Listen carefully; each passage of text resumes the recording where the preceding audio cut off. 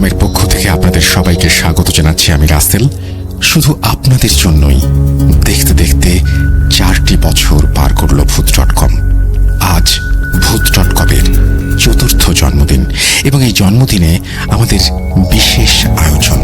আমরা চেয়েছি আজকের যে বিশেষ ঘটনাটি আমরা আপনাদের শোনাবো সেই ঘটনাটি উপভোগ করুক পৃথিবীর সবাই। যারা শুনতে পান তারা যেমন উপভোগ করবেন, যারা শুনতে পান না তারাও যেন উপভোগ করেন। আর সে কারণেই আমরা নিয়ে এসেছি একজন সাইন ল্যাঙ্গুয়েজ আর্টিস্টকে, যিনি পুরো ঘটনাটি অ্যাক্ট করেও দেখাবেন। সুতরাং আজকের এই এপিসোডটি শুধুমাত্র শোনার নয়, আজকের এই এপিসোডটি দেখারও। চলুন তাহলে শুরু করা যাক আমাদের আজকের বার্থডে স্পেশাল এপিসোডটি। আশা করছি প্রথম থেকে শেষ পর্যন্ত আমাদের সঙ্গে থাকবেন এবং অবশ্যই আপনি আজকের এই ঘটনাটির নিচে লাইক এবং কমেন্ট দিতে ভুলে যাবেন না। আমাদের আজকের ঘটনা ভয় নাই ও পোষা।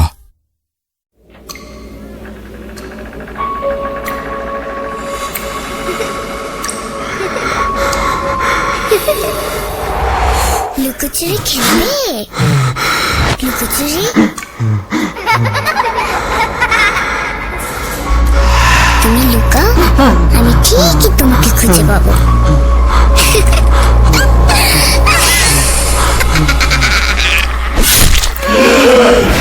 Voot.com with Russell.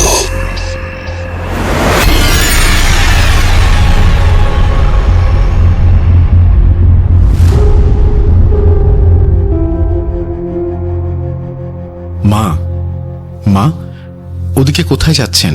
শুনুন, থামুন। কথাগুলো বলতে বলতে এগিয়ে যান হোসেন সাহেব, কিন্তু তার মনে হলো মা যেন তার কথা শুনতেই পাননি। তিনি হেঁটে চলেছেন বাড়ির পেছনের ঘন বাগানের দিকে। সদ্য বিয়ে করা হোসেন তার শাশুড়ির এরকম আচরণে বেশ বিরক্ত হলেন। এদিকে তার ডাক শুনে তার স্ত্রী দরজা খুলে বেরিয়ে এসে তাকে দেখে বেশ অবাক হয়ে জিজ্ঞেস করলেন, তুমি কাকে ডাকছ? হোসেন সাহেব বিরক্তি প্রকাশ করে বললেন, তোমার মাকে ডাকছিলাম। কিন্তু মা তো আমার সাথে কোনো কথাই বললেন না। তিনি হেঁটে গেলেন বাগানের দিকে। এই কথা শুনে তার স্ত্রী তার দিকে বোকার মতো তাকিয়ে রইলেন। এরপর তার স্ত্রী তাকে কিছু বলতেই তিনি চমকে উঠে বাগানের দিকে তাকিয়ে চোখ বড় বড় করে অজ্ঞান হয়ে মাটিতে লুটিয়ে পড়লেন। সময় 1981 সাল। হোসেন সাহেব বিদেশ বিভুঁই থেকে দেশে ফিরে বিয়ে করেছেন সত্যই। প্রায় মাসখানেক পর স্ত্রী বেড়াতে বাপের বাড়ি চলে যান। তারও একই সাথে যাওয়ার কথা থাকলেও কিছু জরুরি কাজ থাকায় তিনি তা পারেননি, তাই স্ত্রীকে আগেই পাঠিয়ে দিলেন। প্রায় 1 সপ্তাহ পর তিনি শ্বশুর বাড়ির উদ্দেশ্যে রওনা হলেন। শ্বশুর বাড়িটি ছিল নোয়াখালী জেলার চাটখিল উপজেলার একটি গ্রামে। তখনকার যোগাযোগ ব্যবস্থা ততটা উন্নত ছিল না এবং এটা আমরা সবাই জানি। সকালে রওনা হলেও তিনি মধ্যরাতে চাটখিল গিয়ে পৌঁছান। সেখানে দিনের বেলায় ভ্যান বা রিক্সা বাহন থাকলেও এত রাত হওয়ায় তিনি আশেপাশে কিছু খুঁজে পেলেন না, কোনো মানুষজনও দেখতে পেলেন না। একই এলাকায় তার দাদার বাড়ি হওয়ায় তিনি রাস্তাঘাট বেশ ভালোই চিনতেন। সেখান থেকে তার শ্বশুর বাড়ি ছিল প্রায় 10 কিলোমিটার। তিনি বেশ কিছুক্ষণ অপেক্ষা করে কোনো বাহন না পেয়ে অগত্যা হাঁটতে শুরু করলেন। গ্রামের মানুষগুলো সবে সন্ধ্যা হতেই খুব দ্রুত কাজ শেষ করে শুয়ে পড়েন। তা মোটামুটি সবারই জানা। 80 দশকে বিদ্যুৎহীন সেই গ্রাম্য এলাকা খুব নিরিবিলি হবে সেটা অস্বাভাবিক নয়। তাই সেই সময়ে হোসেন সাহেব কাউকেই দেখতে পেলেন না। মাটির রাস্তা, গভীর রাত, ঘুটঘুটে অন্ধকার, আশেপাশে কিছুই দেখা যাচ্ছে না। এর সাথে রাস্তার দুপাশে গাছগুলোর কারণে রাস্তা যেন আরো অন্ধকারাচ্ছন্ন মনে হচ্ছে। এই অবস্থা দেখে আসার সময় তার টর্চ লাইটটি সাথে না নিয়ে আসার জন্য হোসেন সাহেব নিজেকে গালমন্দ করতে শুরু করলেন। পকেট থেকে সিগারেট বের করে ধরালেন আর দেখে নিলেন কটা দেশলাই রয়েছে। গোটা বিশেক হবে, চলে যাবে মনে হয়, মনে মনে ভাবলেন তিনি। সিগারেটের ধোঁয়া ছাড়তে ছাড়তে চলতে শুরু করলেন। চারপাশে শুধু ঝিঁঝি পোকার ডাক, মাঝে মাঝে ব্যাঙ ডেকে ডেকে উঠছে। কিছু সময় পর হোসেন সাহেব একটা করে দেশলাই জ্বালিয়ে দেখে নিচ্ছেন সামনের পথটা। হোসেন সাহেব ঢাকার ছেলে হলেও সাহসটা ছিল বেশ। তিনি অশরীরী ব্যাপারটা অবিশ্বাস না করলেও ভয় পেতেন বলা যাবে না। প্রায় 2-3 কিলোমিটার পথ চলার পর দাঁড়িয়ে হাতের ব্যাগ থেকে বোতল বের করে খানিকটা পানি খেয়ে আবার চলতে শুরু করলেন। খানিকটা সামনে এগোতেই কর্দমাক্ত রাস্তায় এসে পড়লেন। এতটাই কর্দমাক্ত যে তার পায়ের জুতা জোড়া দেবে যাচ্ছে কাদার ভেতর। বেশ খানিকক্ষণ হেঁটে কর্দমাক্ত অংশটা পাড়ি দিয়ে শুকনো রাস্তায় উঠলেন। জুতো ভারী হয়ে যাওয়ায় আবারও ব্যাগ থেকে পানি বের করে জুতো পরিষ্কার করে নিয়ে বোতলের পানিটুকু খেয়ে নিয়ে বোতলটি রাস্তার পাশের ডোবার দিকে ছুঁড়ে ফেললেন। এবার পকেট থেকে সিগারেট বের করে নিয়ে জ্বালিয়ে নিলেন। দেশলাইটা ফেলে দেওয়ার আগে সামনের রাস্তার দিকে ধরলেন। দেশলাই ফেলে দেওয়ার পর মুহূর্তেই তার মনে হলো কয়েক কদম সামনে রাস্তার পাশে কে যেন বসে আছে। তিনি কিছুটা ভয় পেলেন। হুট করে দাঁড়িয়ে সিগারেটের ধোঁয়া ছাড়তে ছাড়তে চিন্তা করলেন আরেকটি দেশলাই জ্বালিয়ে নিশ্চিত হবেন কিনা। ভাবতে ভাবতেই সামনে থেকে অসম্ভব ভারী গলায় কেউ বলে উঠল, কে যায়? কি ব্যাপার? কথা কন না কেন? কে যায়? হোসেন সাহেব লম্বা দম ছাড়লেন। তিনি অনেকটা হতভম্ব হয়ে বলে উঠলেন, আমি হোসেন, শামসুদ্দিন সাহেবের জামাতা। কিছুক্ষণ সব চুপচাপ। এরপর কণ্ঠটি আবার বলে উঠল, এত রাতে কোনো সমস্যা হয়েছে নাকি? জি না, কোনো সমস্যা হয়নি, আমি আসতে দেরি করে ফেলেছি। কণ্ঠটি আবারও বলে উঠল, এত রাইতে এদিকে কেউ চলাচল করে না, বিপদ আছে। আপনারা শহরের মানুষ, আপনাদের কথা বললেও বোঝেন না। রাইতের আন্ধারে ইজ্জত করা লাগে।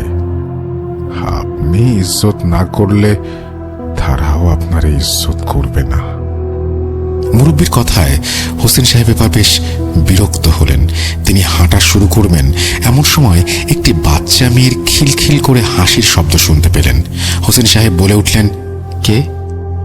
মুরব্বী বলে উঠলেন, ওইটা কিছু না, আমার নাতনি।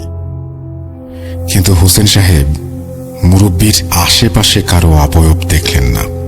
মুরব্বী বললেন, ভয় নাই, চলেন আপনারে আগায় দেই।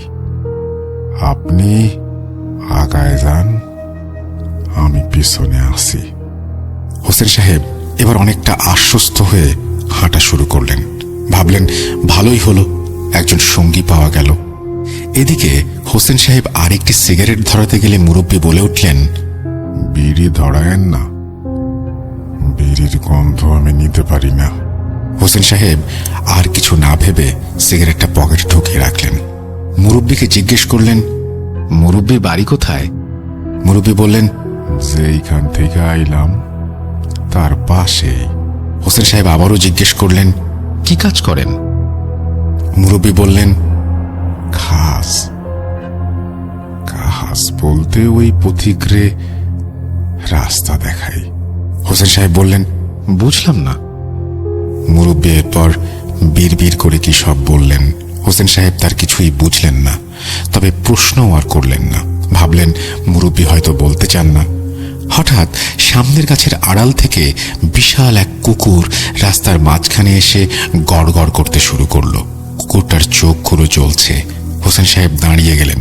পেছন থেকে মুরব্বী বলে উঠলেন, আহ, বিরক্ত করিস না, উনি আমাদের মেহমান। তার কথা শুনে কুকুরটা কি বুঝলো কে জানে, সাথে সাথে কুঁই কুঁই করে মুরব্বীর সাথে হাঁটা শুরু করলো। হোসেন সাহেব বলে উঠলেন, আপনার পোষা নাকি? মুরব্বী বললেন, হ, পোষাই, তবে সবগুলা না, ওইগুলারে নিয়েই ভয়। হোসেন সাহেব তার কথার কিছুই বুঝলেন না, কিন্তু আর কোনো কথাও বললেন না। পুরো রাস্তায় আর কোনো কথা হয়নি। হঠাৎ মুরব্বী বললেন, আর মাত্র 50 গজ সামনে গেলেই হাতের বামে শামসুদ্দিনের বাড়ি। একটা বিড়ি ধরায়া চইলা যান। বাড়ি যাওয়ার আগে বিড়ি ফালায়েন না, যান। হোসেন সাহেব এমন কথায় অবাক হলেন, কিন্তু কিছু বললেন না। তিনি মুরব্বীকে ধন্যবাদ দিয়ে সিগারেট ধরিয়ে হাঁটা শুরু করলেন। ততক্ষণে মেঘের ফাঁকে চাঁদ উঁকি দিচ্ছে। কয়েক কদম সামনে এগিয়ে পেছন ফিরে তাকাতেই তিনি দেখলেন মুরব্বী বা কুকুর কেউই নেই। চারিদিকে ফসলের মাঠ। এত তাড়াতাড়ি দুটি প্রাণী কোথায় গেল ভেবেই তিনি বেশ ভয় পেলেন। এবার তিনি জোরে জোরে হাঁটতে শুরু করলেন। বাড়ি থেকে 10 কদম আগে সিগারেট ফেলে দিলেন। তার শ্বশুর বাড়ির আশেপাশে অনেক দূর পর্যন্ত আর কোনো বাড়িঘর নেই। উঠোনটা চাঁদের আলোয় পরিষ্কার দেখা যাচ্ছে। তিনি দেখতে পেলেন উঠোনে সাদা শাড়ি পরে কে যেন কাপড় মেলে দিচ্ছে। কিছুটা এগোতেই তিনি দেখলেন তার শাশুড়ি মা কাপড় শুকাতে দিচ্ছেন। তিনি দূর থেকেই বলে উঠলেন, আসসালামু আলাইকুম মা, কেমন আছেন? কিন্তু তিনি দেখলেন মা উত্তর না দিয়ে বাড়ির পেছনের ঘন বাগানের দিকে চলে যাচ্ছেন। হোসেন সাহেব আবারও ডেকে উঠলেন, মা, ওদিকে যাচ্ছেন কেন? শুনুন, থামুন। কিন্তু তার শাশুড়ি থামলেন না। তিনি হেঁটে চললেন। এ ব্যবহার দেখে হোসেন সাহেব বিরক্ত হলেন। এদিকে তার ডাকাডাকির শব্দে তার স্ত্রী দরজা খুলে বেরিয়ে এলেন। এত রাতে স্বামীকে দেখে বেশ অবাকই হলেন আয়েশা। বলে উঠলেন, তুমি এত রাতে আর কাকে ডাকছো? হোসেন সাহেব এবার ভালো করে খেয়াল করলেন তার স্ত্রীর হাতে একটা দা ধরা। এবার হোসেন সাহেব বলে উঠলেন, মাকে ডাকছি। মা আমাকে দেখে বাগানের দিকে চলে গেলেন। আয়েশা বললেন, কি বলছো এসব? আম্মা তো দুদিন হলো নানা বাড়ি গেছেন, তিনি এত রাতে এখানে কিভাবে আসবেন? হোসেন সাহেবের কথা শুনে চমকে উঠে বাড়ির পেছনের দিকে তাকালেন। তিনি দেখলেন সেই সাদা শাড়ি পরা